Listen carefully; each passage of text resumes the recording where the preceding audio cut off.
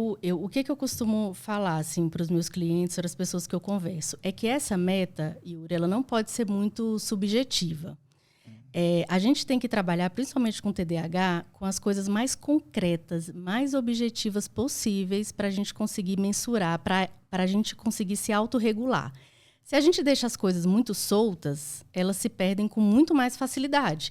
Então, você falou aí, você tinha falado da meta ser, eu vou aumentar minhas vendas, né? Eu vou dobrar o número de vendas. E aí, aumentar o número de vendas não é uma boa meta. A boa meta eu vou aumentar em tantos %. Então, se eu vendo 5, tem que ter na meta, eu vou aumentar 10.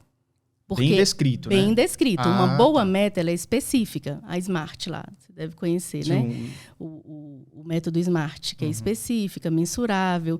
Então, uma boa meta, ela não pode ser subjetiva, assim. Eu vou aumentar. Porque isso me dá liberdade para... Eu posso aumentar em 1 ano, concorda? Em 6 meses, em 3. Eu já ouvi falar isso, que quando você for definir alguma coisa, você tem que definir o quando também. Sim. Então, por exemplo, eu vou vender... Eu quero aumentar as minhas vendas em 10 mil em 3 meses. É isso.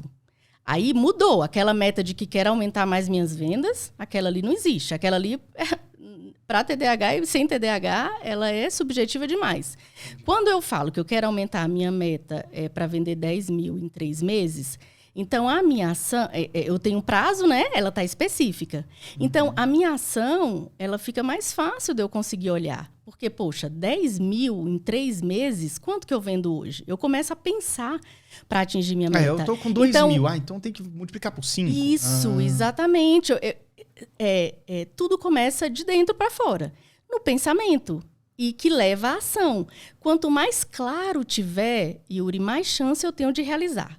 Quanto mais subjetivo tiver no campo da imaginação, do eu acho, do eu quero, vai dar certo segundo eu começo, não rola. Por quê? Porque o próprio TDAH que você falou, eu estou na empolgação, eu digo que vou vender, segundo eu começo, aí eu já gastei minha energia toda. Se for só empolgação.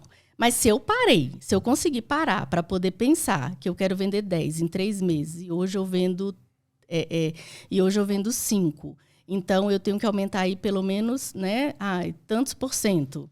Então eu começo a pensar, eu começo a criar estratégias ali para eu poder agir.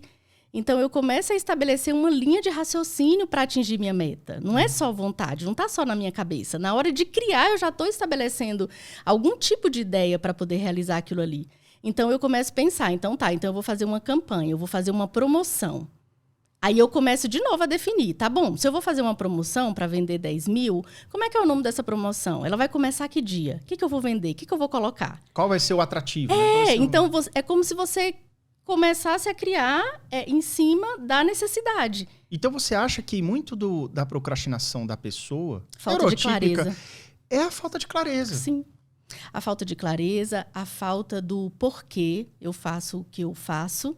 Então, se eu fosse mais a fundo, eu ia dizer assim, por que você não quer... Você definiu o objetivo, que você falou que não quer perder o emprego. Que você está para perder seu emprego, né?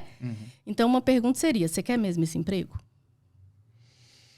Às vezes a resposta é não. Pois é. Então, será que a procrastinação vem? Porque procrastinação é emocional. Mas e quando... Essa procrastinação vem só mesmo do não fazer ou você não gosta? Ou você não gosta desse emprego também? E você nem quer ficar lá. Mas eu preciso. Então precisar é um bom motivo.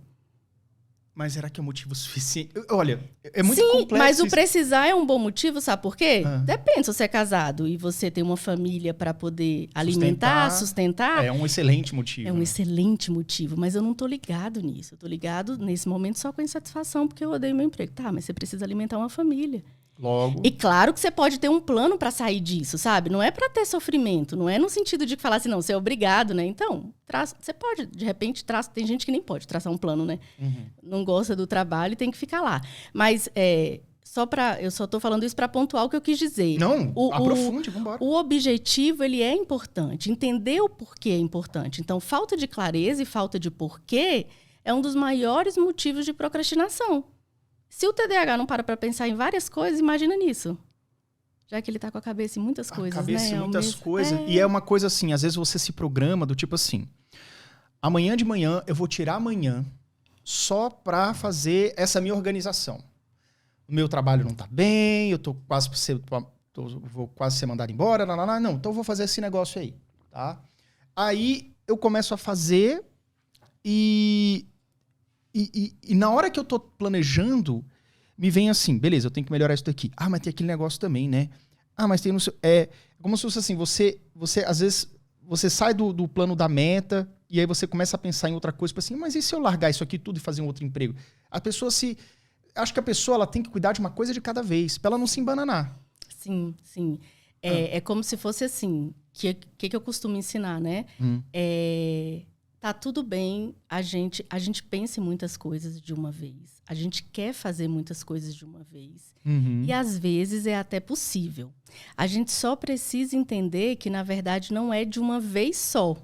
Então, por exemplo, você falou agora aqui, digamos que esse caso aí do emprego.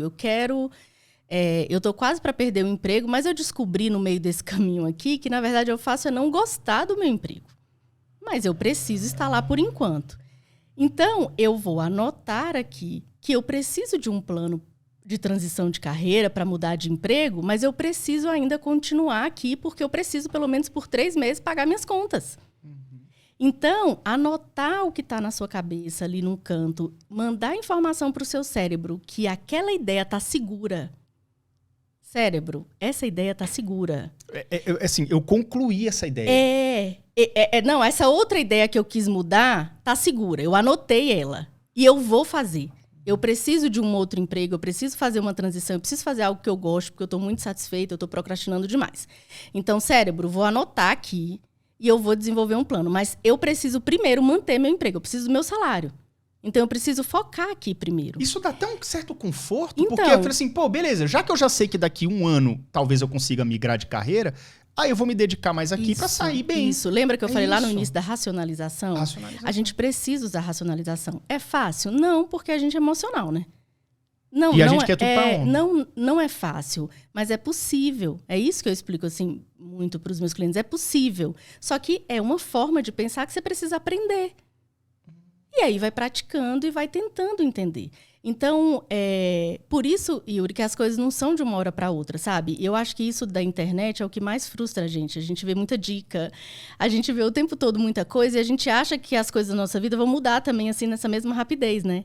E não informação demais, cara. Informação demais. E aí eu vou pra cá e eu vejo um aplicativo ali, aí eu quero uma ferramenta, aí eu quero organizar a minha vida que eu passei 30 anos desse jeito em uma semana. Não é. Você já tá com aquele predisposto dentro de você. É tudo um processo, né? Exatamente. Que começa de dentro pra fora, como você falou. Com autoconhecimento, com as perguntas certas, né? Sim. De clareza, de foco. Então, como é que eu tenho mais foco? Quanto mais clareza você tiver, melhor o seu foco. Por que eu quero fazer isso?